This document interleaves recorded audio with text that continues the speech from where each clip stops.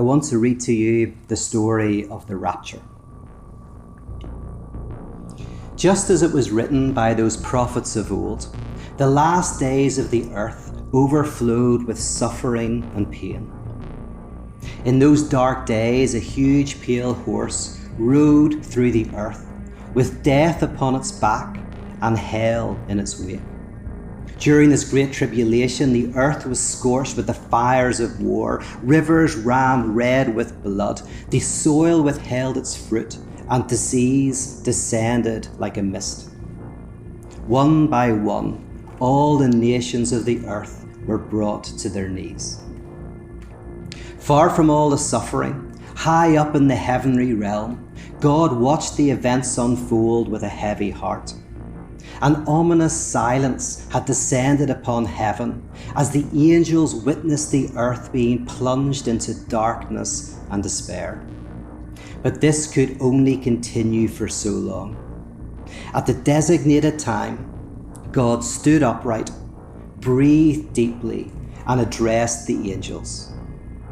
The time has come for me to separate the sheep from the goats, the healthy wheat from the inedible chaff. Having spoken these words, God slowly turned to face the world and called forth to the church with a booming voice.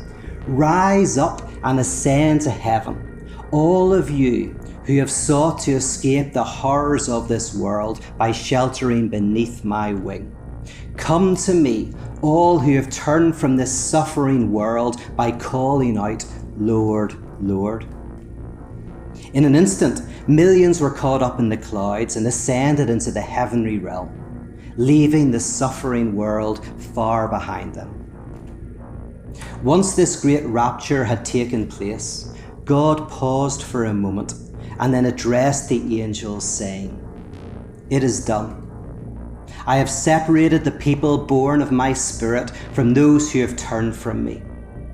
It is time now for us to leave this place and take up our residence in the earth, for it is there that we shall find our people, the ones who would forsake heaven in order to embrace the earth, the few who would turn away from eternity itself to serve at the feet of a fragile, broken life that passes from existence in but an instant."